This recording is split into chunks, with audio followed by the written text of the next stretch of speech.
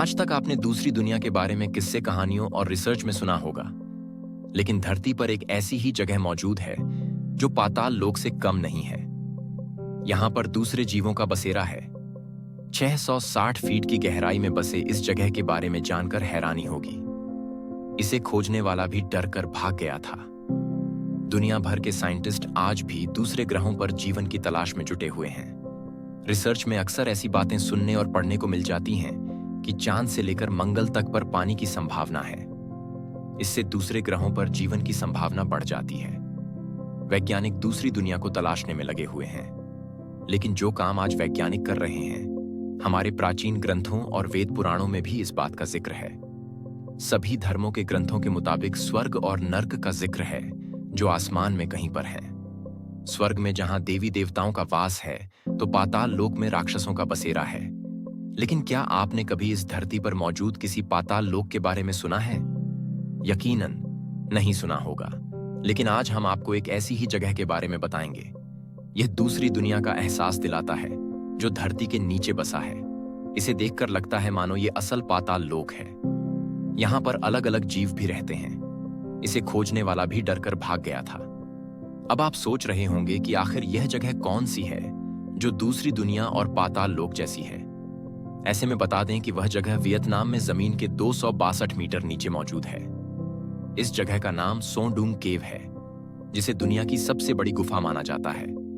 आपको जानकर हैरानी होगी, लेकिन बता दें कि इस गुफा के अंदर जंगल, पेड़ पौधों से लेकर बादल और नदी तक मौजूद है। इसका अपना पर्यावरण है। इसे देखकर लगता है मानो हम दूसरी दुनिया में आ गए हों। बता दें कि सैकड़ों सालों से लोग इस गुफा से अनजान थे, लेकिन आज से 34 साल पहले सन 1991 में इस गुफा की खोज हो खां नाम के लड़के ने की थी। हो खां एक दिन खाने और लकड़ी की तलाश में फोंग nha के बांग नेशनल पार्क में गए थे। अचानक उन्होंने पार्क में एक गुफा देखी और उसके अंदर चले गए। हो खां यह सोचकर गुफा में गए कि शायद उन्हें कुछ खाने को मिल जाएगा, लेकिन जैसे ही हो खां उस गुफा के अंदर पहुंचे, उन्हें नदी के कल कल और तेज हवाओं की आवाज सुनाई देने लगी। उन्हें समझ नहीं आया कि जमीन के इतना नीचे यह किस चीज की आवाज आ रही है। ऐसे में उन आवाजों को सुनकर हो खां डर गए और तुरंत वापस लौट गए। घर लौटने के बाद वह उस गुफा वाली बात और उस जगह को भी भूल गए।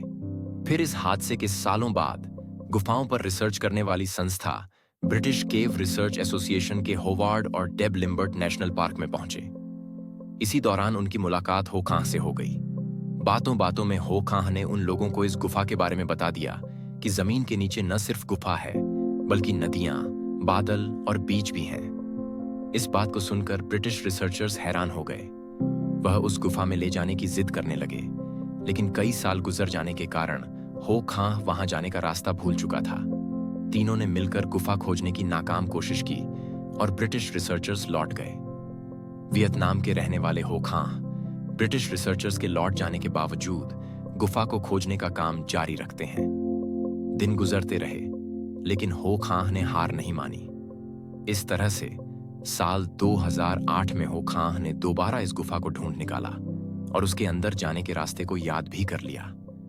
इसके बाद उसने होवार्ड और डेब लिम्बर्ट को इसकी जानकारी दी।